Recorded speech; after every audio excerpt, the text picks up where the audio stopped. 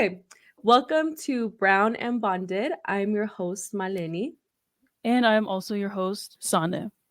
hmm And this is our first episode. So we're First nervous. episode from the Bay to Utah, 15 years of friendship, episode Yes. one. And so, well, first off, I wanted to talk about a little bit why I wanted to do this podcast with Maleni. The reason why I wanted to do Brown and Bonded is just because not only how our friendship is, just the conversations that we've had have always been valuable and deep conversations. And we've always joked around for years, honestly. Not my dad calling me, sorry. Be like, I'm busy. Okay, dad, I'm recording a podcast. Okay, anyways, I'll call him back later. But my hmm point is, we've always joked around about how like this conversation would be such a good podcast episode. And I just think it's come to the point in our time, during this time of our lives, where this is the time to do it. And I'm really excited to have this conversation, especially as a Tongan Polynesian woman, someone who is Pacific Islander with, and Malani can go into her ethnic background. But yeah, I just haven't seen a podcast highlighting these kinds of perspectives. And so we just thought, why not do it ourselves? hmm No, and it's crazy because like you think about it in 15 years of friendship and trying to get like all of that compiled into whatever episodes we'll be recording. I feel like one is going to be really healing. Also, it's going to bring up some shit for sure. Absolutely. But I think that anyone listening to it, I think just our experiences are so unique, but they also intersect with so many POC experiences out there that I really Yes. hope that's my purpose is like I'm hoping that our stories can like connect to whoever's listening at that moment. And I think that goes into like our name. We can go into how that name came up with it too, but um which is another story, but um like we have been friends for this long, but one of the reasons I think our friendship is so strong is because we've had so many similar experiences that our brownness and our like environment and impact to that brownness has made us more bonded. It's literally that simple. So, yeah, I'm really excited to get started. But yeah. So sorry, my dad was calling again. I will Oh, call him after. It's fine. yeah, because I don't want to record that. We could you can text him and be like, "Is everything okay?" But I guess the first thing is just like starting off like how we met. Um, Yeah. Oh my and I god. think that that'll be a deep story. Do you remember like the details? Honestly, how we met, I just remember you being a convert to the church. And when I say church, the Church of Jesus Christ of Latter-day Saints, if you've heard of Mormons, LDS, all in the same religion, just different names. Because obviously I grew up in the church, and that's I just remember you being like a recent convert. Am I wrong? No, you're Was it right. around that age? Like 12? Mhm. I don't know. Yeah, exactly. Well, 13. 13. Well, 13, 13. Okay. yeah, it was 13. I think I had already gotten baptized Okay. because we met at girls' camp that summer. Right. Mhm. It was the summer, I think, going into 8th grade, or was it freshman year of high I school? don't think it was freshman year because I would say eighth grade. Okay.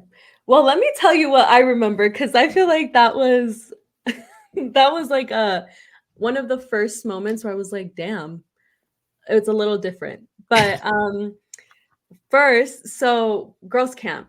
A little background on that if you're not familiar with it. It's just like a summer camp run by the church.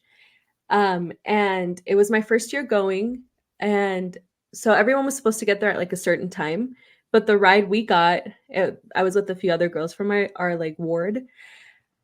We got lost for 3 hours, and so by the time we got to the campsite, you guys were already Mm, established in a cabin. And right. shout out Okay. to Cynthia if she ever listens to this, but I remember we were walking in and they were like, "Yeah, go pick your cabins." And for now, we'll name her Period Girl, the other girl, because first of all, I forgot her name to be honest, and second of all, that is a very Yeah, I don't remember. I know who you're talking about though. yeah. Well, she came up to us and she was like, "Do you guys have a cabin yet?" And I was like, "No." She's like, "You should come room with us." And this is why I give a shout out to Cynthia. She looked at me She's like, trust me, you don't want a room with them. And I was like, damn, okay. And then that's when you came out and you were like, just come with us. And that was like the beginning. Cause like that's Oh when my. once we walked in, like the shit talking started of like, we're so glad you didn't go over there. That's why they have an extra bed. So that's how we I'm met. so dead. That is such a faint memory. Like as you're describing it, it did Mhm, come back to me. Just because girls' camp feels like a fever dream. Sometimes I'm mhm. like, did that even happen to us? Even though we were there, we went to girls' camp for like what, 5 years in a row? So it's like 6 years total, but together I only got to go from 3rd year till 6th year. So 3 Okay, years. okay. But honestly, like that year for girls camp, and I didn't even know we were gonna get into this, but the shit that happened to us, like, first of all, backstory, for some reason, it's true that we, like, all link up cycles apparently. We Oh all my started our period god, that was within, like, 2 disgusting. days, and this is the thing that, like, we were on this, like, hard-ass hike, and we're all bleeding, we don't have pads, no one planned for it. Oh Do you my remember god, that? We had I garbage do bags remember as our that. raincoats. Oh, And they send a man that was, like, kind of overlooking our group to right. go get us pads, he and tampons, but he only got tampons, and they were the extra large ones, And they were cardboard tampons, cardboard, and I was like, which "Okay." So, I was like, "Who put him in charge of buying us, like, our yeah, period that stuff?" was bad, that was bad. Mm-mm. That was So, that I think that was, like, our first, like, big connection because we were like, "This is messed up," um, but it brought, like, a lot of really crazy stories in the future really that crazy stories and really good memories. Cause like you Mhm. said, we kind of gravitated towards each other as the brown girls of Yeah. the girls' camp because the majority of the stakes that went, they were majority white, Mhm. affluent girls that came from those kind of backgrounds, which obviously I did not relate to, and I No. felt like instantly upon meeting you, it was just like, "Oh, yeah, like, this is the Bay Area that I know." Well, yeah, and I think that's the hard part is that, like, especially from the transition that we're gonna hit on from, like, the Bay Area to Utah, for me, that was one of my first just in general, the LDS church was one of my first real experiences with, like, proximity to whiteness Good that point, yeah, especially in that your case. well, especially because like, I grew up in, like, Oakland, right? Yep. And in Oakland, it's like a melting pot of everything, really. Um, but I remember just, like, that proximity was really different to me just because of course, I'm not generalizing, but within the group that we were in, a lot of pettiness, a lot of, like, Yeah, plugs about, like just it even in, like, touching into, like, what our hair looks like, what we were wearing as a convert in that moment, and convert meaning that I wasn't born into the church. right. Um, I didn't know I was supposed to bring, like, knee-length shorts, so I brought shorts, Yeah, like and short shorts they were telling or me, they're like, "If you wear modest. those, they're gonna put, like, one of those, like, yellow jumpsuit things on you," and I was like, "For what?" So things like that where it was a completely new experience for me, and I think that's where it kind of started with a lot of our stories too, and where 100%. we're at now. Yeah, that's true, like, I always forget that you were a convert to the church, you converted to did you convert from one religion to another, or did you have no religion before? No, so we were Catholic, but we didn't really Okay, go to church. okay. So and then we started, like, trying to see which church we wanted to go to. My parents took, like, a few years to find one. We met the missionaries, and that's the one that they felt more connected to. Um, which part of it, like, one of the experiences I am very grateful for is girls' camp. I think that another thing is a lot of these, like, camps would be way too expensive for, like, my family to Right, afford. But right. thankfully, it was a sponsored thing, right? Well, not sponsored, but paid for, whatever it is. It was yeah, it was pretty much covered, yep, Yeah. in my experience as well. Because I mean, I think my parents maybe dropped, like, a couple hundred here and there, but not nearly to, like, the full price that it would have been, like, the rest was covered for sure. No, yeah. Which is one thing that, like, those are very fond memories I have, and I think that built those closer relationships just because, um, we did some crazy stuff at camp where now that I look back to it, I'm like, you know what? I think they're in the moment it was fun, and then after there's a lot of guilt built into that. But then like now that I'm 27 and look back to it, I'm like, it was so normal and I had fun. And that's why like I feel like our Yeah, friendship we're just was young so and dumb. Like I just remember the different pranks that you guys would pull mhm. in girls' camp.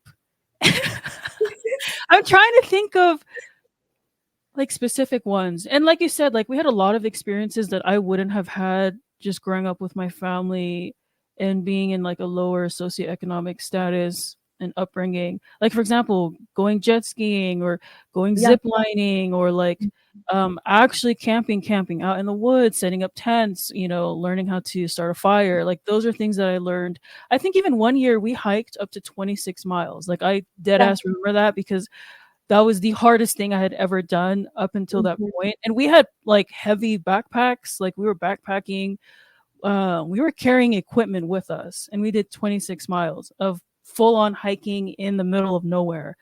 And I wouldn't have done that like without that proximity to the church and being like open to those opportunities. Right. And what's hard about that for me when I think about it sometimes is that that proximity would actually like make me think like, well, why doesn't my family do this? Or like why Mm. are these experiences that are so I guess accessible is a way to think about Right, it, right, not just right. camp, but a lot of things that came to that, which I think will go into like what our podcast is about. And it's Yeah. talking about like our friendship. So I always tell Sane that, or I've said this a few times, that like we've always been kind of like this. Like we've have been in everything together Yeah. basically. But like only what 2 years ago did it just like combine.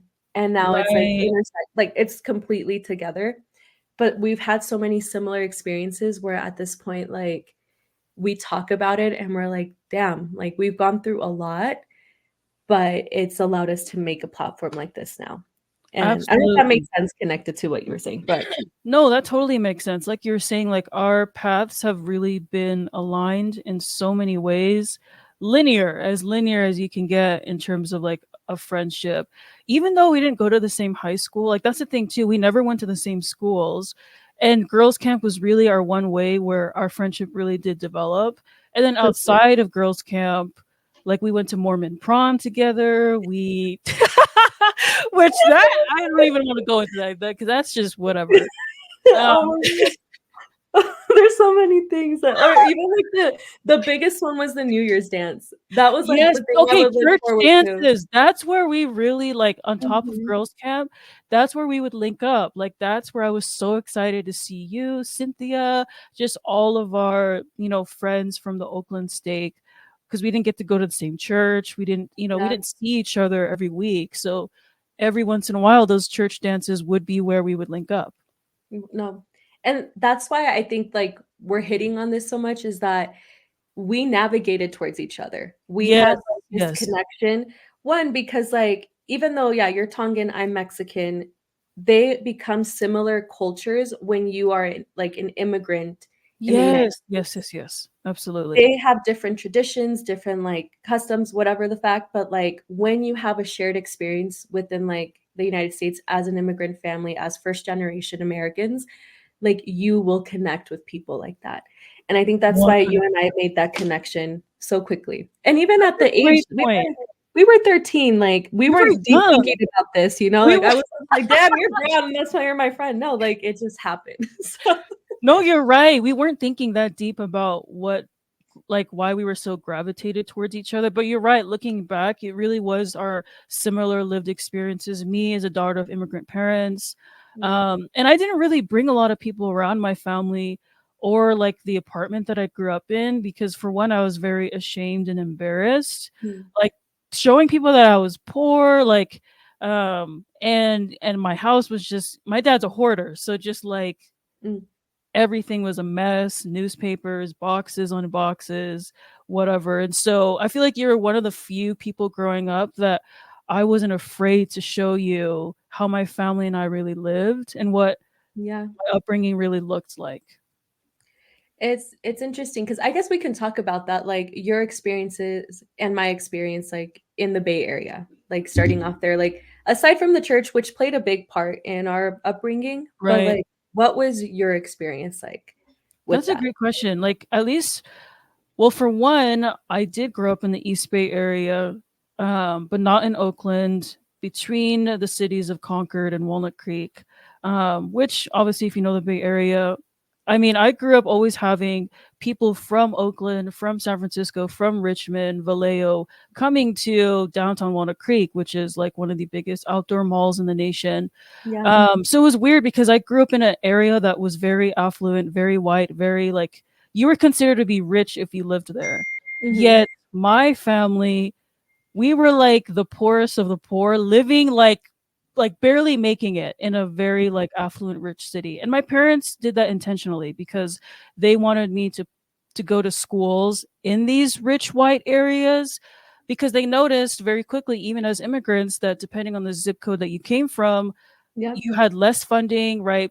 Poor like performing schools, etc. And education was a huge part of my parents' lives, especially my dad. And so they purposely put us in an area where we went to schools that had access to better teachers, better funding, better sports programs, etc. And so I was very cognizant of that. I think even from a very young age, because I was like usually the only brown kid, and on top of that, the only Pacific Islander Tongan kid in my classrooms and in my entire school. And if there were others, they were my family members. Yep. Which is, it's so crazy because like when, and I'll go, well, I keep saying this, but I'm like, there's so much we'll go into, but as like, as immigrants or first generation Americans, you have this idea of like that American dream, like when you get Yep. to the country and you're like, yeah, there's going to be like that prosperity, you're going to have opportunity. And then when you get here, yes, there is that, but there are tons of limitations for our people. Even your Yep. parents having to see that and saying like, if we live closer to people who are like us, there are lower resources available. Yes, exactly. But that brings like a whole nother set of problems where it brings like, like identity problems, Yep. imposter Separation from syndrome, like culture. Yep. all that. And so that's hard because especially being like the only one. I, No, dead ass. I mean, I had people who literally I remember I'll never forget this one person who thought I made up my ethnicity. Like she didn't believe that being Tongan was a real thing. Like she just thought I just made something up. And I mhm, remember like sitting back and like dumbfounded, like I didn't even know what to say back because she I knew for a fact she was being serious.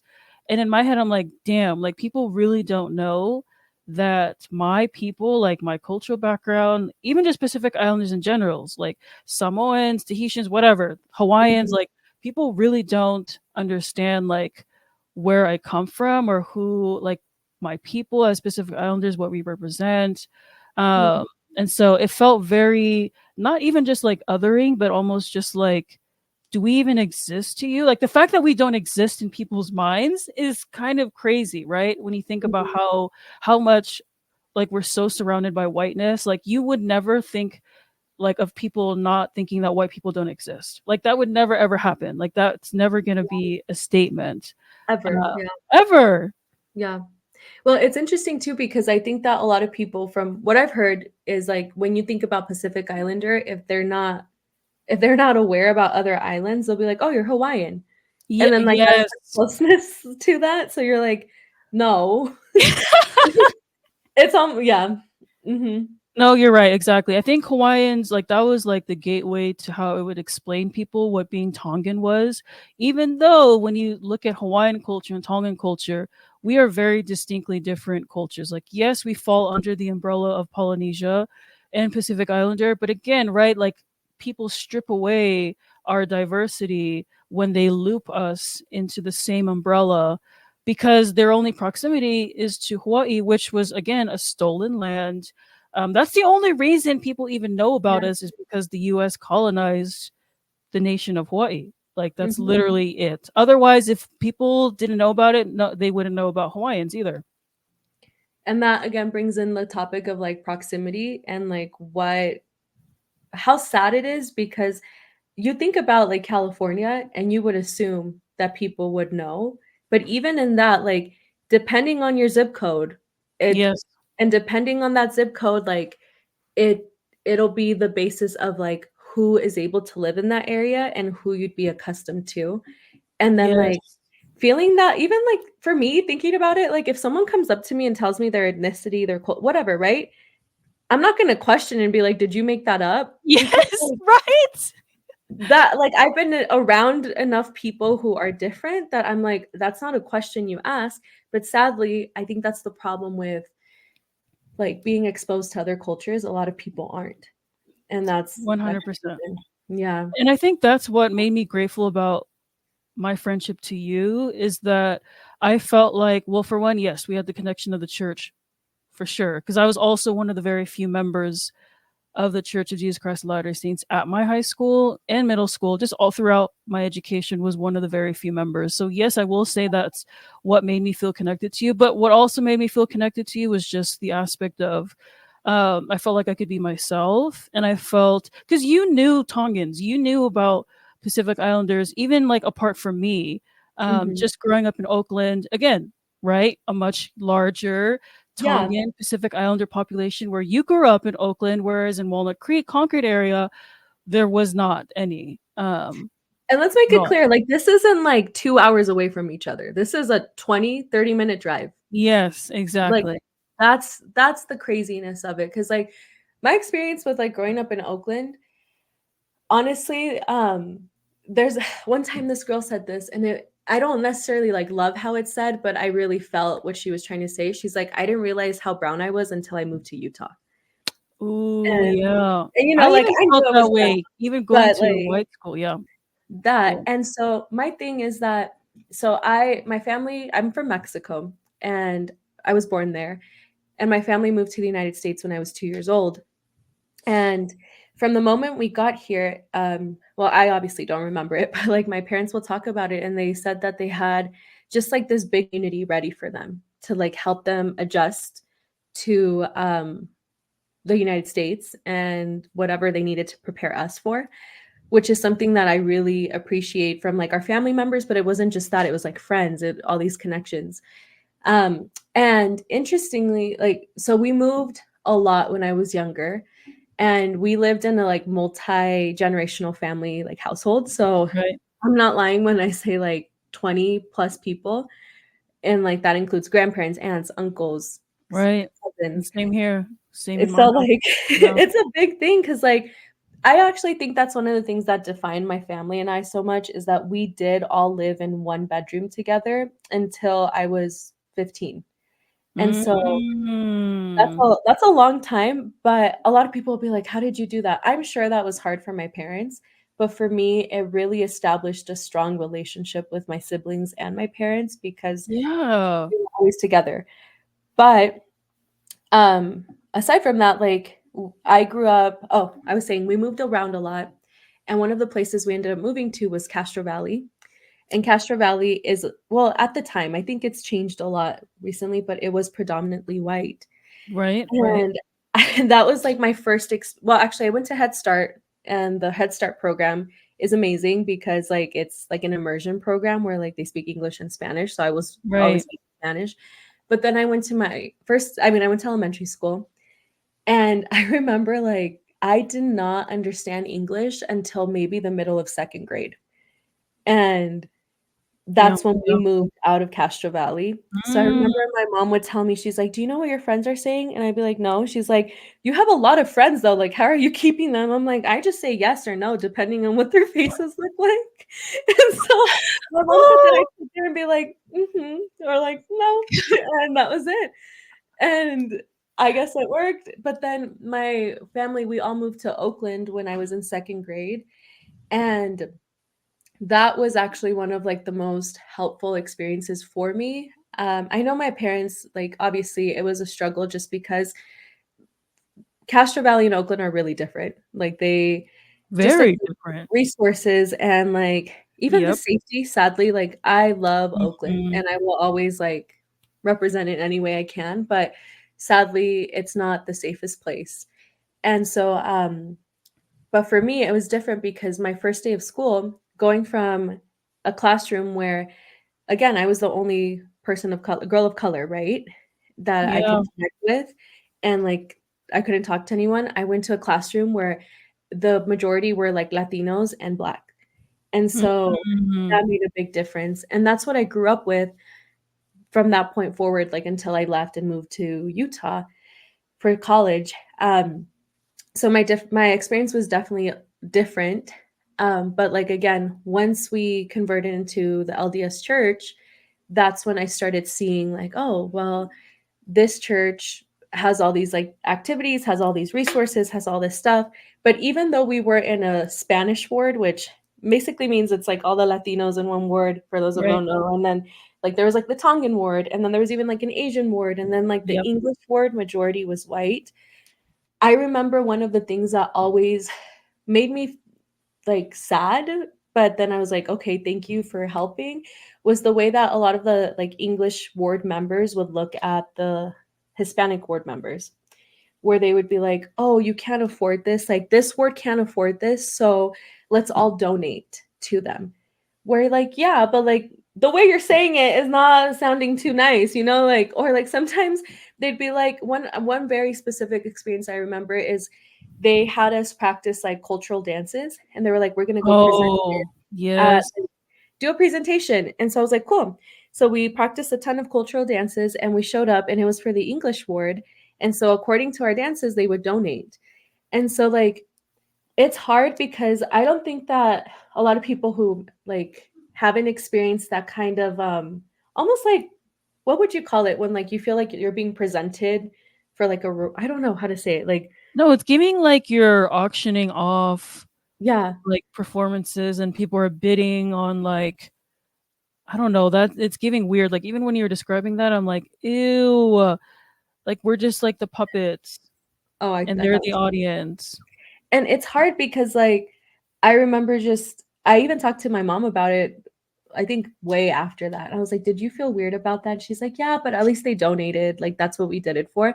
I'm like, "Right, but the principle, right? Like I don't think The that was principal. the way to do it. Like there's other Right. ways which I'm bringing that up too because I remember specifically during that time, that performance we did, I had a lot of white members come up to us and like in Spanish be Mhm. like muchas gracias and like almost like I don't know how to put it into words yet, but it was definitely very uncomfortable. People who I had talked to before, like people who knew I spoke English, just coming up to me and like feeling like in that moment it was okay. And they're like, well, in a way, I had to say thank you because you guys were giving us money. But that's just kind of the gist of that, where I had that experience. Mm, Specifically, those experiences started happening because of the church. Outside of that, though, I kind of ignored it because my school experience and like my friends, it was full of diversity. Like I same never here. struggled with that. So 1000%.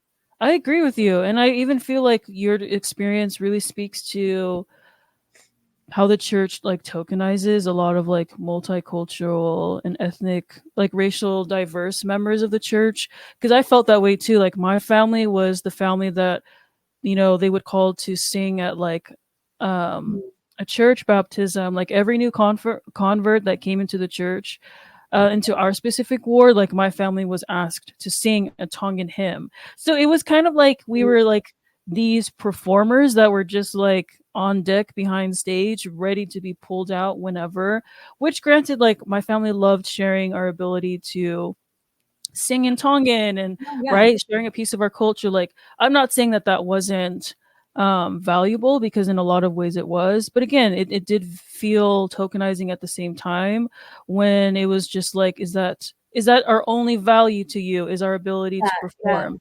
And also people forget, like even like Tongan dancing and even like singing like in Tongan, like Tongan hymns, that's a very spiritual like religious practice. That's not like a go on stage and perform and let's give you money for it. Like no, like that was our way. That's how we communicated to God, was Mhm. through dance and through song. And so when it's kind of like monetized or kind of like placed on this pedestal, that's not actually like respectful to the actual art of what we do. And I've really stepped back and really like evaluated how I share my culture through dance and song. Like I never want to do it for like money or like some like weird cause. Like it really is about my way of worshiping, the same way that people pray, the same way that people go to church, the same way that people do sermons. It's the same way that us as Pacific Islanders, we do that through dance and song. So I hear what you're saying. Absolutely.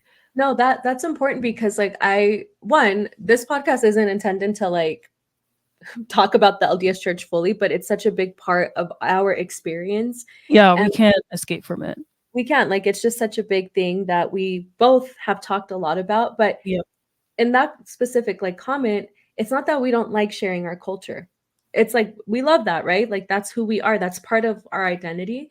It's just that feeling of doing it in order to like receive some kind of validation. Right. And Yep. that's where That's it. That's it. I always felt like even younger, like I remember being like, okay, I did this, not just like cultural performances, but like I remember there were times where people would be like, "Oh my God, you're from Oakland, you're an immigrant, you're Latina, and like you have such a high GPA. Like we need to invest in you, and you're gonna be the example, and you're gonna be this." And that got to my head at first. I remember being like, "Oh Right. my God, like yeah, I'm so unique and I'm so rare." When in reality, there's hundreds of us who are doing this.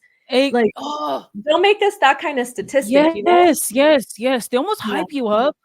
That is Mhm. such a real thing because I felt very hyped up in the church, especially as like a Tongan girl who again, did very well in education and whatnot. And I was almost like targeted as like, Yeah. oh, you're gonna be the example so that every other brown girl is gonna look at you and do XYZ, all the same things or No. whatever. Almost like a manipulation tactic, I feel like. Like, I remember when I got to BYU, like, let me know how you feel about that, but Oh, everyone was like, "Oh my God, like, she did it. Like, she yep, made it." And, felt the oh, same this is way. the thing that they had me, like, fucked up about, and we're gonna put that this is an explicit podcast because that's gonna keep coming out. But I remember multiple people, not just 1 or 2, but multiple people would come up to me and say, "Yeah, of course you're gonna get in. You're brown. Like, they need more Latino." Yes, yes, yes, yes, yes. And, like, That's okay, all. not saying that that's not accurate. I truly believe that there's something that falls into that, that yes, they do count that, which is sad, but, like, also not, I don't know. But it really bothered me because it was almost like I was so rare, and it created an image in my head where I was like, my community isn't seen as, like, excellent, like, people who can Oh, yep, succeed. yep. We're Yeah. seen as, like, this is where you get to, and if you do anything above that, like, it's amazing, but we're Right, gonna you're try the to exception. do it, which is a lie. Like, It is a 1, lie. people in both of our, like, cultures are extremely successful, and 2, if they're not, let's be honest, a lot of these places and spaces are not created for us, and it's Exactly. hard to be successful or even get there. And so, yes, I attribute a lot of our hard work to, like, having to overcome those, like, um, what are they called? Like, stepping stones, whatever, in our pathway, but, like, still, it's not impossible for us, and that's what I felt like a lot of people thought. Mm, So, exactly. No, I love it's that. hard. And I wanted to add this real quick, just talking about like the cultural diversity that we both had in our friend groups. Because even though I went to a predominantly white high school, Mhm. middle school, and elementary school, I was really lucky to have gravitated towards a really diverse group of friends. Like I had friends from like the queer community, black, Mhm. like Latina friends, Asian friends, and I will say, like growing up in the Bay Area, I am so grateful to have grown up in a manner in which like I had so much access to Filipino culture, to Yeah. black culture, like in the Bay Area, like rap music, growing up on like hip hop, Mac Dre, like just artists like that growing up Mhm. in that area.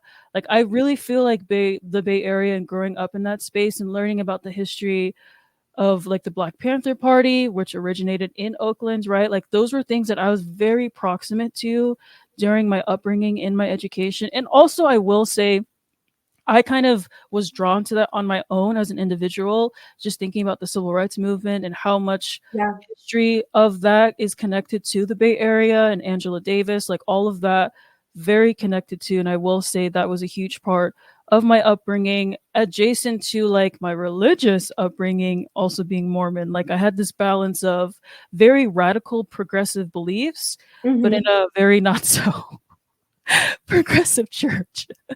Well, Well, yeah, anyways, I just wanted to add that. no, I love that because it's true. I think that's one of the things that I will forever value from like Oakland, the Bay Area. And this is one thing that you and I still connect on a lot.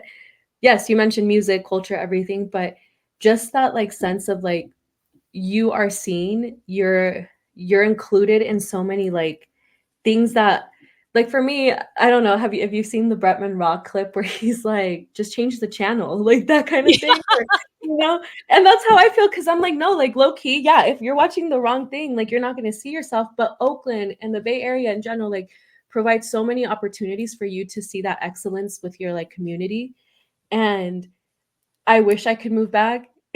Like I can't afford it Me right now. too. Oh my god. But When I go back, I feel like it's just home. It's just home. Like I it don't know. is It'll never get old. I love being a tourist in my own home. Shout out no to Lunch Squad from high school.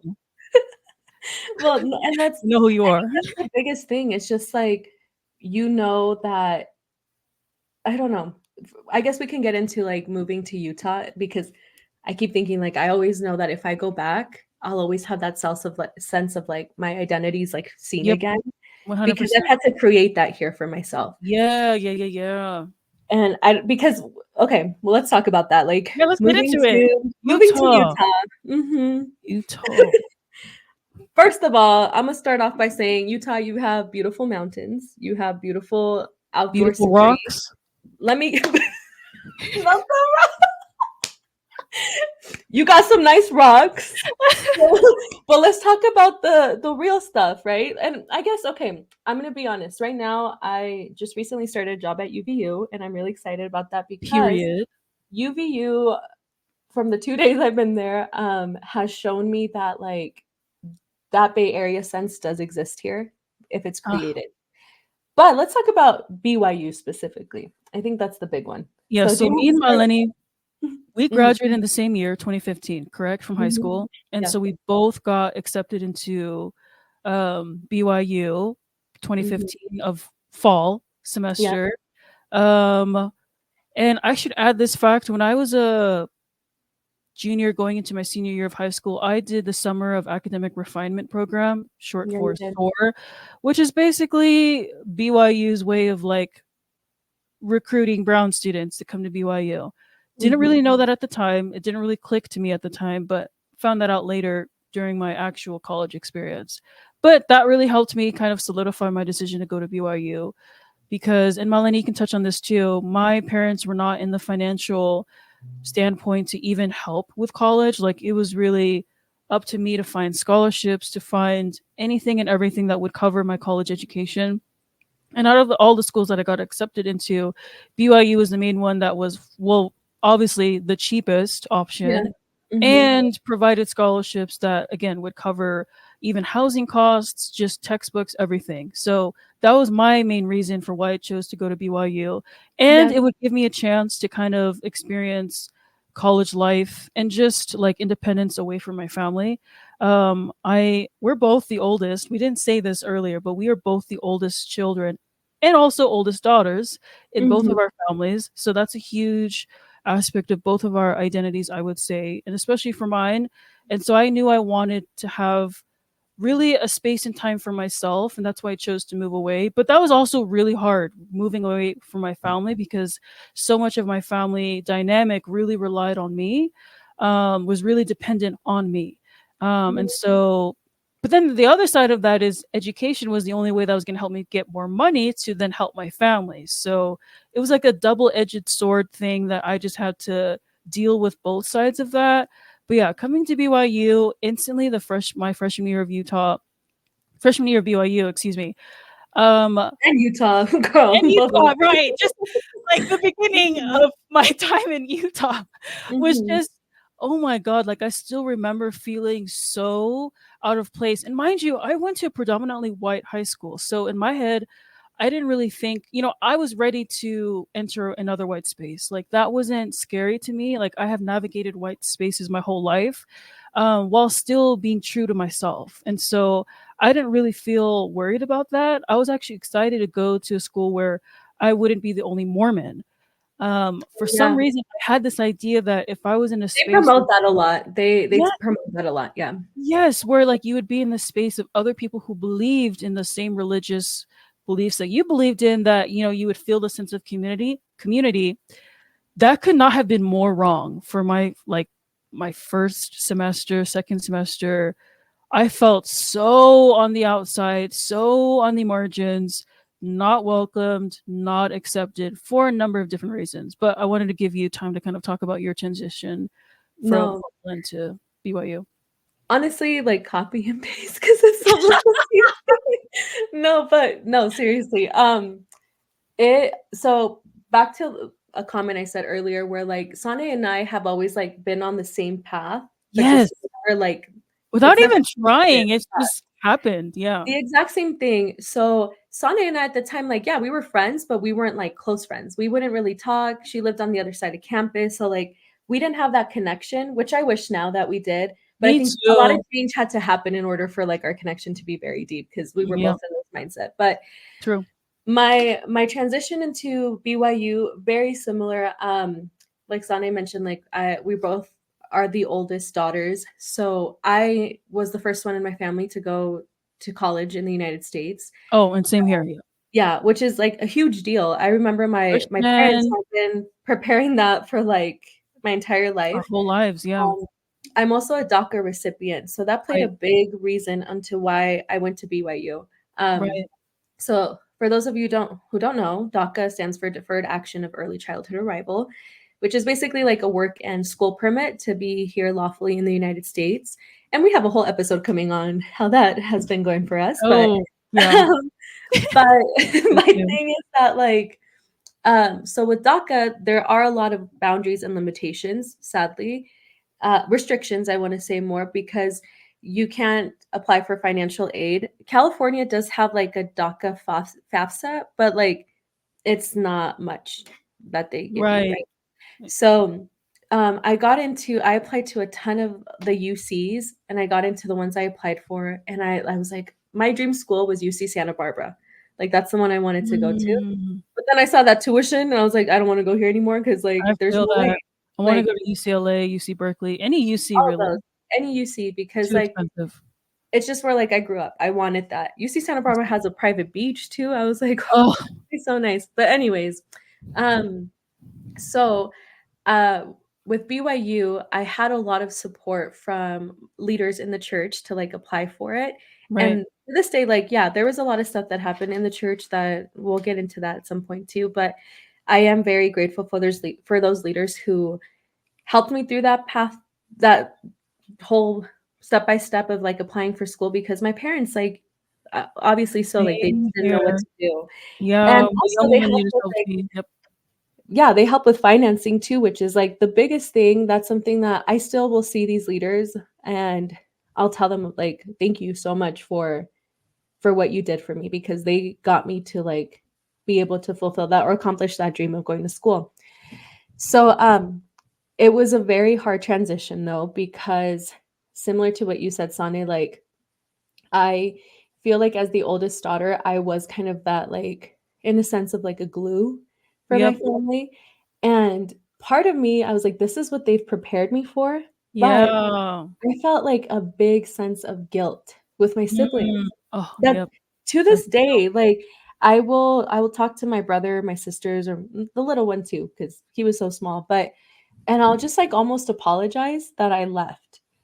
But Yes, yes, that's so real. it's hard because you think about that and it's like you I had to do that for myself. That's one thing that I feel like it's a big accomplishment for me is that I moved out of the house when I was 18, Yeah. and from that point forward, I've been independent. I've had to figure shit out on my own, and like my parents are very proud of that.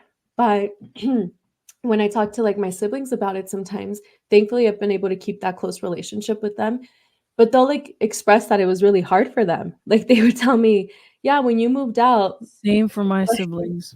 I remember one time my poor brother, he was like I went back to visit and My parents were crying. I was crying because it was like the last day I was there and before I came back to school. And my brother was like tearing up and he's like, "See, why'd you have to separate the family?" And like that stuck with me. And he didn't mean it in a bad way, but like it hurts, right? You sit back and you're like, I did that. Like that was me. But now as my frontal lobe is developed and I understand that like that I had Period. 27, so it should be 27 hopefully. Club. But it's hard. It's a hard transition. So that was the hard part that I think that a lot of first gen immigrant students or just first gen in general do experience that like sadness of having to leave your family. But added to that, my first experience with BYU, I actually did a campus tour my junior year. And I remember that like I saw BYU, I thought it was really cool because they showed me like all like the fun stuff of the campus. But in my head, I was like, I don't know if this is where like I'll fit in. Yeah. And then when I saw the tuition cost though, I was like, "I'll fit in. I'll make myself fit in. It's fine." Um, but That part, we gonna make it work. like, I made it work, and I'm paying that extra fees, like, in therapy now, so, like, it's fine. No, Like, oh it's my got god, billing. the trade-off for mental Mhm. health versus, like, 0 debt, like, I'm Yeah. forever grateful we graduated with 0 debt, but god Mhm. damn, the emotional damage, and Yeah. I don't even know where to start. We won't get into the depth of that Not today. the deep. But Yeah, I'll get into the very first experience, so I okay, how do I start? So I moved in and I started going to classes and I just like remember feeling like I knew I would be anxious and sad that I was away from my family, but I felt like this heavy anxiety where I was like, I need to go back home because I remember one of the mm. very first comments. First thing is when you get to BYU, everyone starts talking about dating. Like dating is Oh like a my big ass that deal out that there. fucking pissed me off. It's like you're gonna Dating, date, dating, and if you dating, date dating, dating. did you ever hear the, like, 3 dates and you'll get married thing? Like, Yes, that yes, was, like, the yes. thing, right? Yep. So, I was excited. Low key, I was like, I was in a long relationship before that. I was like, "Imma start dating, like, that'll be fun." But my concept of dating was different. So, I get to one of my classes, and one of the guys there asked me out on a date, and I was like, "Cool, let's go." And during the date, he starts telling me, he's like, "Oh, I served my mission in Mexico." And I was like, Oh "Okay." my god, okay, The yep, I know conversation exactly started where this is up going. where he's like, "Do you wanna hear the music I listen to?" So he starts showing me some of, like, the, like, No. oldies, like, Mexican songs, and I'm like, "Cool, yeah, like, I know these songs, like, that's dope." But then like, I could have handled that maybe, like, to a certain extent, but the problem was when he told me that his mission taught him jungle fever. Oh my fucking god. Yeah. And I was like, "What do you mean? I don't know what that means." And he's like, "Well" okay, so think about that. He served in Mexico, and he's like, "I got jungle fever, and I'm really attracted to brown girls, specifically Latinas now." Now I was you like, are. Okay. first of all, Mexico's not a jungle where he was at. He was in Ciudad Juarez. What jungle? And I was like, "What What are you jungle, calling me sir? then?" Like, "But what are you calling me then?" You know, like, think Right. You're an animal. You come from the so jungle. I didn't go on another date with him, and, like, it was just it was hard, but I wanted to hit on this super quick. I eventually started navigating, like, towards friends who were people of color too, and this Right, is the right. funniest thing is that so it was, I won't say all their names, so we had, like, t 3 Latinas, including myself, and we had like a few Polynesians in our group. And this is why I'm bringing it up. It's because we got coined the brown squad. Like we were not given, and then we took it. We're like, fine, like we'll be the brown squad, but we were Right. known for being the brown girls that hung out together. And that's kind of like that first experience. Like I'm so grateful for them because they made that freshman year like bearable and a lot easier. But it's weird because anywhere else you go to, that's not gonna happen.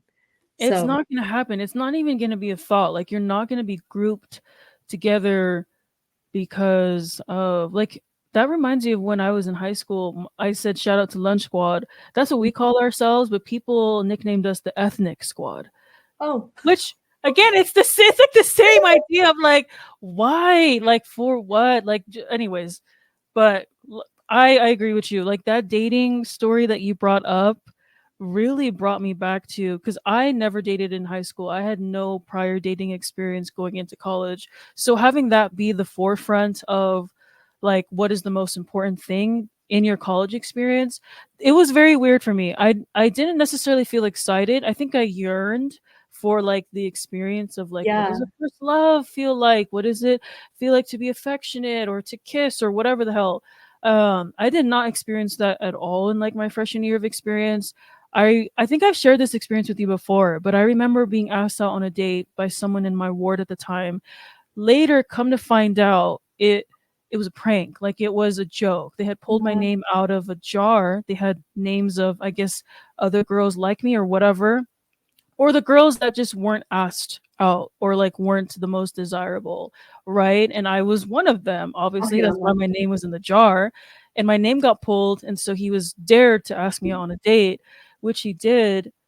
And I remember feeling so flattered that he asked me out on a date. And then when I later found out that it was a joke slash prank on me, the defeat that I felt in like my self-esteem, like my image of myself, like I felt so destroyed. I'm a freshman in college. Like I've never had a dating experience. Like I've never been viewed as, someone that is attractive or whatever. And I know I'm beautiful. Okay, I'm not feeding into that belief. Okay, Period. let's be real. But, in that white space, I didn't feel attractive. I didn't feel wanted. I didn't feel desired. I didn't feel beautiful in my own skin. And so that experience has always stuck with me because just the way that I felt so disrespected, especially in that experience. And then on the other hand of that, I was fetishized. Like people that Yeah. serve in That. Tonga, like who serve Tongan speaking, would come to me and be like, and speak Tongan and like act like they knew my culture better than me. And like they use that as like a way as their flex to like dating me. And I'm like, bitch, no, sit down. Like Mhm. my dad is an OG. Like you would not last seconds in front of him. But No. anyways, yeah. No, I think that's a really good point to bring up because I don't know if you heard this early on at BYU, like when you first got there, but one time I was talking to this girl. She wasn't a friend. She was just like on the same dorm floor. And she was like, it's hard to be like a woman of color at BYU and date. And I was like, why is that? She's like, because you aren't necessarily like the standard that they're looking for, Yes. Yep. right? You don't meet the And then beauty. the part that really hurt me, she's like, and sometimes they're intimidated by us. Yeah. Oh my God. And I remember sitting back and being like, "What the hell? Like, I'm not scary. Like, and if I am, why? Like, I don't get it, right?" But How then am I the other scary? thing is being fetishized. Like, Right. the amount of times I'm just minding my own business, walking on campus, going to class, and people come up to me and speak Spanish, like, and I would respond in English. And like, okay, I want to make this really clear, like, why that's a problem. Like, cool, you learned another language, good for you. Like, that's actually amazing, right? It's hard to learn a language. But to come up to me and to like not know anything about me, not know the value of my Right. culture, not having Right. experienced my culture except for 2 years, in like a very secluded like Which is a mindset. very catered experience. They're not living Exactly. like locals. You're not. And even if you did, like, you would understand the respect of not doing that. It's Like, extremely disrespectful, and it feels like exactly. that's all you see in us, and that's what hurts. I'm not mad that you know how to speak Spanish, like, again, I applaud It's a you for great learning skill to something. have. Everyone should know how to speak Spanish. No, I At feel the least 2 same way. languages, like, at least 2 languages, know something, but Exactly. the issue here isn't that. The issue is that, like, you felt that that was the one connection you had to me, that that's what you could talk to me about. One time I straight up told someone, I was like, "I don't know what you're saying," and they kept speaking Spanish, and I was like, "I know what you're saying, but, like, damn, like, I just told you I don't," and that hurts. Like, it's we laugh about it, but in those situations, it's very frustrating to us because, like, you can go on the rest of your life not knowing Spanish and or not knowing like and just being fine with that and you'll be good. If we fully spoke Spanish here, we get judged. So I bet same thing for you. Like if you walked around and all you knew was Tongan here, Yeah, how's it'd be that looked going to be at as seen? dumb. Yeah, it wouldn't be useful at all. It just would be Right. revered as, because you don't know English, you are less than, you are less intelligent. You're Mhm. less capable. And my thing is like I also served a mission, which we also both Oh, served missions. So that was a I part of love it. we both served church missions for the LDS Church as well, Mhm. which was a huge part of our BYU experience. I served in Tahiti. Where did you serve again? I served in Houston. Okay, Mhm. yes. Which obviously makes sense. You being a DACA recipient, you weren't allowed to go outside of the country, correct? No, mm-mm. Yeah. So I went to Tahiti, so I learned French and Tahitian. And my thing is like when I hear somebody speak French, um, in the States, I most likely can assume that they also know English. So I'm going to use Uh, English with this person unless they prefer speaking French because somehow it comes up in the conversation that I also speak French. Like if I can see that they're struggling to speak in English and I know they speak French, then that's when I'll pull out my French. yeah, But most often, most people from Europe that I know of speak multiple languages, including English. So I'm always going to use English first. Like I'm never going to use French just because I know it. Like it's yeah. just out of respect for that person. I'm going to use the dominant language of where we're at the time. Now, if I'm in France, I'm going to use the dominant language, which is French, because I know French. Does that make Mhm. sense? Like it's not that hard. And white people No. here, especially white LDS people who serve missions, don't get that. They don't, and it's hard because another thing I wanna bring up too is we don't take it as a compliment when you tell us our accents are good in English. That I've Oh gotten my that a god! lot where they're like, "Oh, where are you from?" I'm like, "Oh, I'm from." This is such a typical, like, stereotype now, like a funny situation, but it's so real. I've been asked, "Where are you from?" "I'm from Oakland." "No, but, like, where were you born?" And I'm like, "Okay, Right? to me, that applies. To Mm, me, right? yeah, yeah, Yes, I true. was born in Mexico." But then this is where they have me messed up, is that they'll say, "Oh my god, your English is so good." And I was like, "I just told you I moved here when I was 2. So when Of did you course, start your English is good, bitch. I You was were like, "We two. started talking at the same time." So lately what I've been saying is, "Oh, your accent's great too." And that's all I'm gonna say, like, Period. Period. As bring you it back. should, Melanie. I'm gonna use that next time. Say that because the thing is like again we are not ashamed of our culture, we're not ashamed. This goes back to like performing our dances, performing anything, like talking and speaking in our language, whatever we share, we're not ashamed of. We're not mad at you for learning another language, I want to make that clear. It's just extremely disrespectful that when you think you've experienced enough of us, you think you can like just come up to us and like use that with us. But are you really okay? This is my big thing when it comes to being down to support us, when it comes being down to stand up for our Mm, rights, on it. are Yep. you there? Like, are you Talk there? about it. Right. Because the people who are there aren't acting like this, because you know not to act like that. Exactly. Exactly. So, 1000%. and again, I think we're bringing this up because like this is like a foundation to our friendship. I think we can Yep. go into like how now we we cross paths. No, Um, okay. That is a mhm, great point. And again, I know we're kind of touching on a little like different points, but it's so yeah, important to both of our experiences because again, as we talked about before, our paths have really aligned in a lot of ways. Like we both have horror dating stories, right?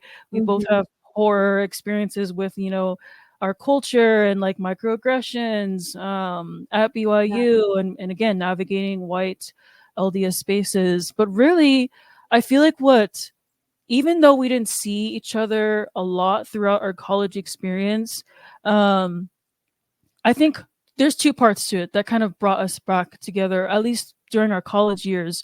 Was one, you experiencing a lot of racism from like one particular professor.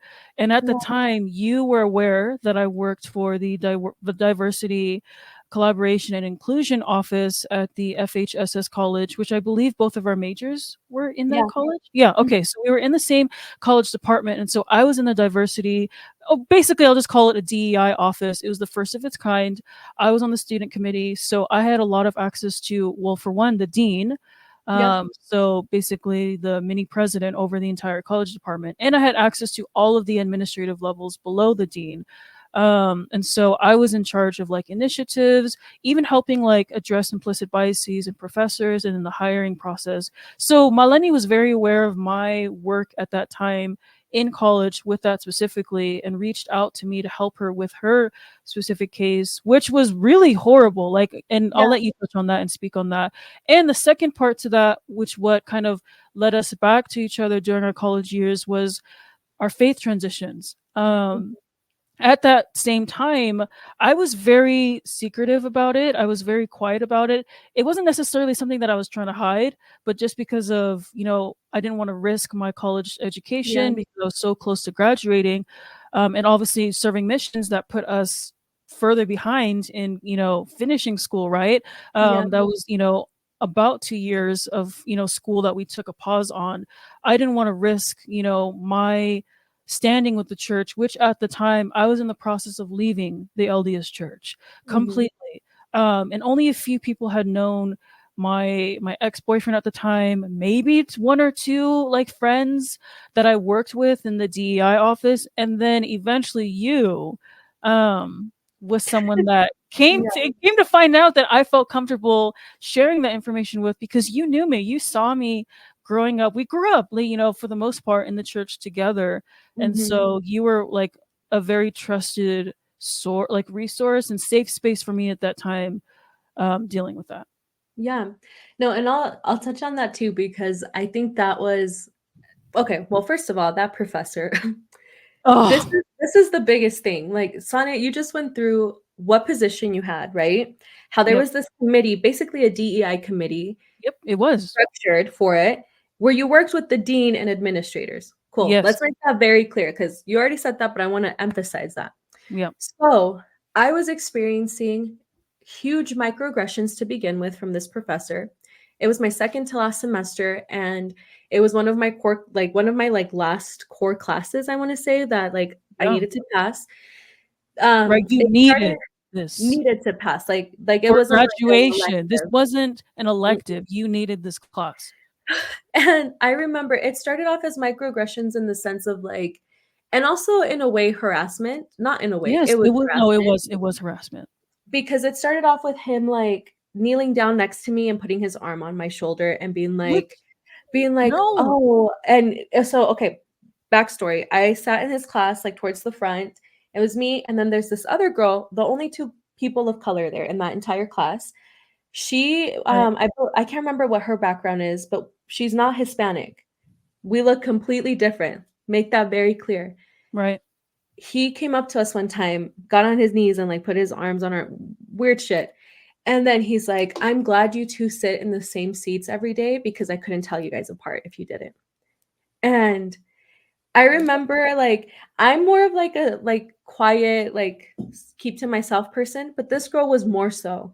And I could see her eyes filling up like she was about to cry.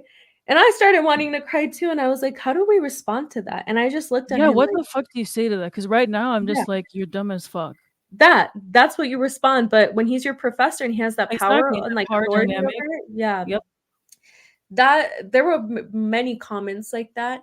But the issue started with him because my mom had to go through an emergency surgery Right. I remember and this.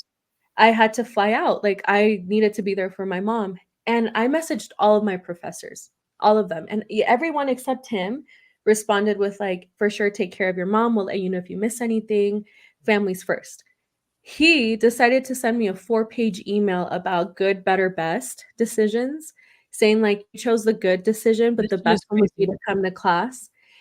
And then I was like, I get that, but like I'm not coming to class. So I'm letting you know because I know that we took like daily quizzes and they counted like a shitload of our like grade. And he just started being like the pettiest guy. But the worst thing started where he came up to me one day. Mind you, this was like the middle of the semester. And we did an assignment at the beginning of the semester where he asked us to write like a big goal that we have in life. So he Right. went back to one of my first assignments. In that assignment, I wrote that a goal that I had in life or have in life is to buy my parents a home someday. Like that would be like Mm, the dream. He came period. up Yep. to me and he was like, "Hey, I want to ask you. I went back and read this assignment of yours." He's like, "Why would you want to buy your parents a home? Are they not self-sufficient?"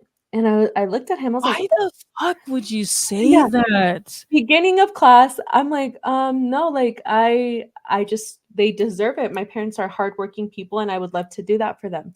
Then he said, "Oh, are they immigrants?" Okay, so I'm backstory getting on mad. him, he was known to be, so he had like, he was a big Trump supporter, right? And And he's also white. he's also white and extremely okay. There's so many stories about this guy. I can't even. That's a whole nother podcast too, because I'm just thinking about everything. Yeah, But we'll have one where it just breaks down our I'll micro expose his ass. I'm like, your name it. But our traumatic experiences at BYU. That's its yeah, own episode of its in and of itself. so much. But okay, so that started happening. So back to my comment about Sane being in that position, I would go home crying like almost every day because he would constantly email me, like And harass me. harass you, yes. Like it was I saw these horrible. emails too. Malini kept receipts. Let's just be I clear, still have okay? them just in case because Right, I'm, right. And I told her to keep them because bitch Mhm. will take you down if it comes to it. Whew. But okay, let me tell you. So Sane reports this, right? You're like, I got you. Let me talk to them. Like, we're gonna make sure this is taken care of. I get in contact with the FHSS, like admin, whatever they were. Yeah. They hold a meeting with me and they're getting all this information. I'm crying because like I'm already like traumatized by this guy. Yeah, and it's And re-traumatizing. they It's have record of everything and they tell me, "Oh, of course, that's how he emails. Like that's just how he emails." And then they said this, which really hurt me. They were like, "Okay, we have record of everything. Let us know if it happens again and we'll do something about it." If it happened one more time. And I remember being like, "No, like this is he's done it it's multiple." already happened multiple times. Yeah, So I exactly. contact Sane and you were like, "Hey, I found out that this professor has multiple for like years and years, like reports about him like Yep, being harassing to BIPOC students, LGBTQ plus yep, students, yep. anything, years of it." And I was like, damn, like, and nothing's been done. So that's just the backstory on that. And that's where Sana and I started talking. I was like, okay, like, I see that we just got close through that. And then I was also going through my faith transition, which is scary because, like, one, I was dealing with his ass. And then, like, Right, I'm like, right. I have one more semester left. And it was hard. So I remember I texted Sana and I invited her over, but then whatever, the situation didn't work out the Yeah. way we planned it to. So after we hung out, I texted her and I was like, "Hey, I just like," and I don't even know why I told you. Like, I was just like, I just want to I tell Sana. know. Yeah. But I told her I was like, "I'm leaving the church. I just want to let you know." Maybe I think maybe I told you because we had so much history with that. And in a Yeah. way, I saw I like feel like signs you that you were knew. leaving too. Yeah. You peeped it. Yeah. You were probably one of the very few people that peeped it. Yeah. Because you were one of the few people that like came to me to talk about it, Yep. and like that made me feel safe to also tell you and really tell you my true feelings because I was very hesitant about who I share that information with because we'll get into this later. I don't even want to talk about it, but the honor code and people being able to report you at BYU for a shit ton of things, whatever the fuck, list of things, Girl, whatever. I stopped wearing like my garments and I would still wear like t-shirts under to kind of make it seem like that because I was like, I don't want to get caught. Like And mind it's you, I worked with administration too. So yeah. I was very like that's people need to understand like how I was involved in BYU. I was very involved in multiple atmospheres and environments on college campus. Like some of the Mm, most like really like student facing offices, I was working in those. Whether it was a volunteer position or a paid position, which I did a lot of shit for free, let's be real. And I mhm. kind of regret that. Like I'm talking about programs, panels that I set up, No, of yeah. like upwards of 300 to 500 students doing panels in front of 800 students, like big class sizes. I was in front of a lot of students and professors, and so I was very cognizant of that and had to be secretive in a lot of ways as to not draw attention to me not wearing garments, to me, you know, just not, going to church or like Yeah. having to lie on my ecclesiastical endorsement just so I can, and the list goes on, right? And again, like this is it's funny because I feel like this has turned into like the reason we left, but it's really not. It is, but it just falls so deep into like, yeah, this 15 years of friendship because the reason we also have this planned out for a future episode, but Yeah. I think the reason we bring this up, it's because it's been such a huge journey to like our development and to who we are today. Yes. Oh my Like god. the basis I want to touch on with that, because I know we're going to cover this in a different episode, is like I basically when did it happen? 2021 is when we like I think both officially left the Yeah, church. 2021. Yep. I had started feeling like I had lost my identity, like completely, like, and my like Mm. ability to be myself, even like in other capacities. And Yeah. like there was a lot of Real. guilt that played into it within the LDS church that I think that we've played such a big role with like our whole experience within the LDS church and then leaving. We've helped a lot each other a lot with like that sense of identity again. And even Yes. like the like I remember just like we went to a Snoop Dogg concert like last year. We Too saw Too Short, short. which Wiz he had me fucked up Khalifa. because he not him coming out with his cell phone reading the lyrics of Dead his ass. most I'm famous like, song. Like you don't remember your own lyrics? I was like, put me up there. I know every word. Like, but no, like it's been such a big part of our like friendship, and I think it's one of the like strong bases of it that for me, like I don't see it like I'm not here to bash a religion. I'm not here to bash beliefs. Do I agree with Absolutely. them? No, and that's fine. But this is our Absolutely. story. Like it's the reason that we felt identified with leaving and identified with being closer because we helped each other through that transition too. And we're still helping each 100%. other. Like there's We still things that are lingering. Exhibit A, us talking on a podcast right now about it Mhm. is like Yeah. prime example of how we really have been there for each other through the hardest turning points of our lives. Like we've gone through so many transitional periods of our lives from right think of 12, 13 to now 27. That's a Mhm. huge like when you think of like prime developmental years, like huge transitions and even now still in going into our later 20s, eventually early 30s. Like we have been there through each like I feel like I look at our lives in terms of chapters, Yeah. right? Like different chapters we have been in each other's lives, regardless of how little or how large that impact was. Like we have always been there, Mhm. and especially this current chapter of our lives has really put our friendship to the test, Mhm. especially like post graduation of BYU, both of us entering into the workforce. We're also in very similar fields, right? We're both getting our masters in social work. We've Yeah. both worked in the nonprofit sector for a number of years, even into our college years now to post, right? Into our graduate like careers. Like we really have had similar paths, right?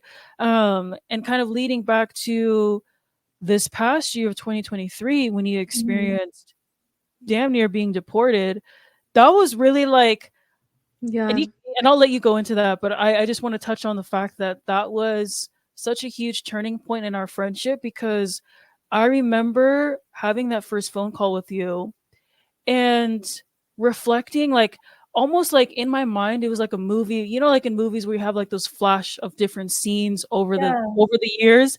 That's literally what was playing through my mind, was like us being as young as we were to now, and this really like tragic incident that happened to you.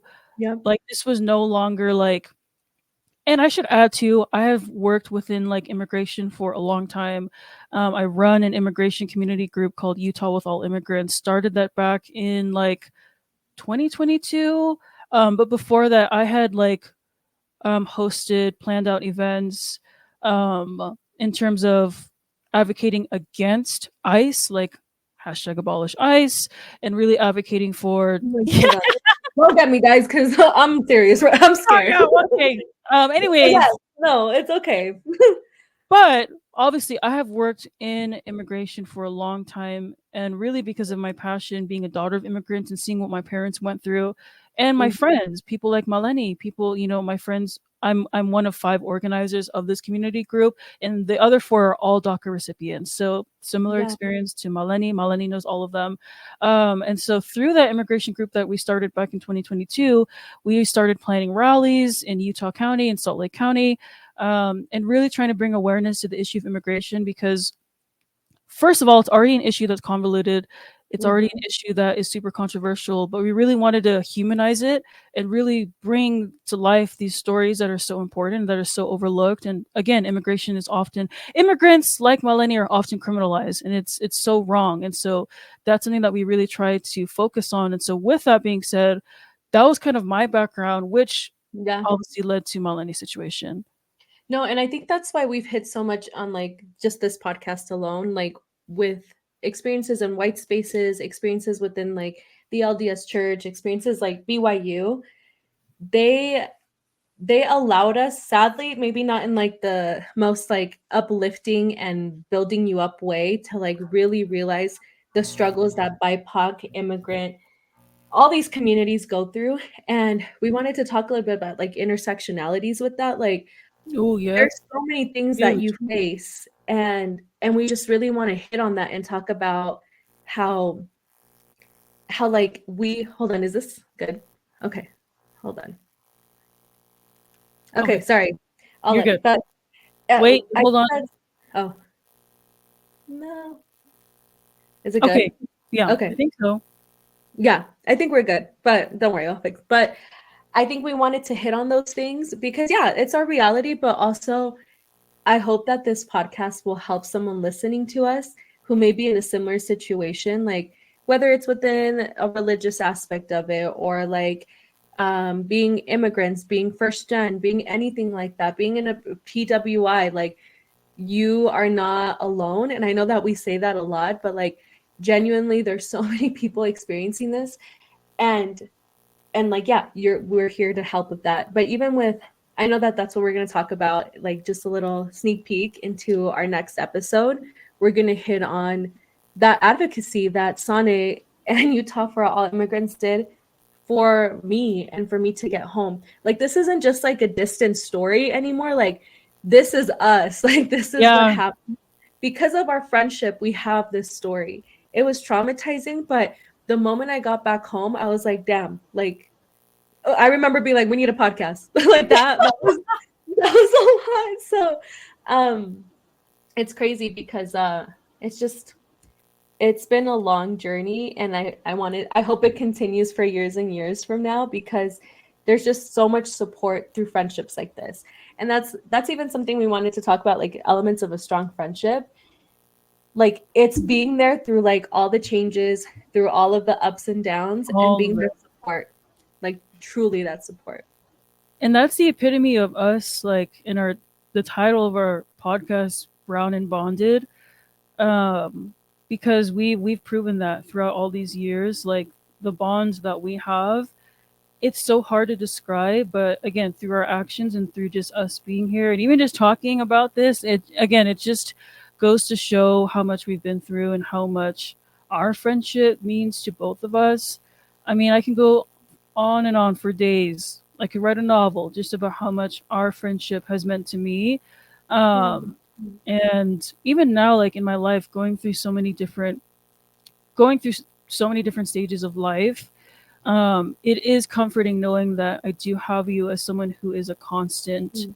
person in my life, like who has seen me through it all, right? There are very few people that have seen me, Yeah. when I was 12, when I was, in high school, when from the mission to college and now. And so, yeah, 100%. Just really grateful that we're actually making it happen. Yeah, me too. And I think that's the special part of a podcast like this. It's we're gonna call out the stuff, we're gonna tell the stories, All we're the gonna things. laugh, we're gonna cry, like everything's gonna happen here. And like that's why like please keep listening, whoever's listening right now. There's so much more to come with this. And one So thing much that like fun. I personally want to end on is, I know we're gonna talk about this, but I think we like forgot a little bit. My tip of the end of like the podcast and Oh, yeah. make people say your name right. Oh Like my. Okay. Let's it's talk about not it. hard. It's Right. not hard. If you can say Worcestershire sauce or whatever the hell, Or like supercalifragilisticexpialidocious. Bitch, you can say my name.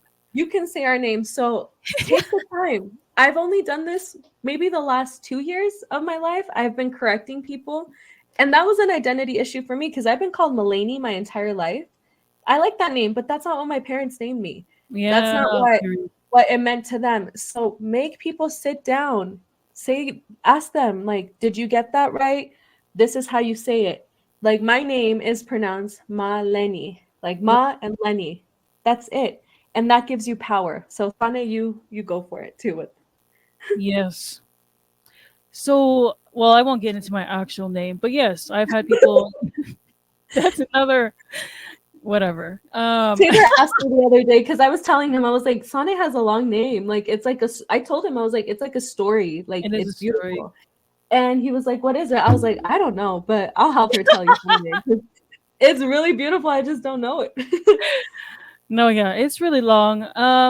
Well, the Mhm. first part is Eli Sonnet, but I just go by the sonnet part. So, and with like correct pronunciation, I'm totally fine with people asking me to say it first, and so they can hear it and then Mhm. repeat it to me. And if they say it wrong, I'll correct them.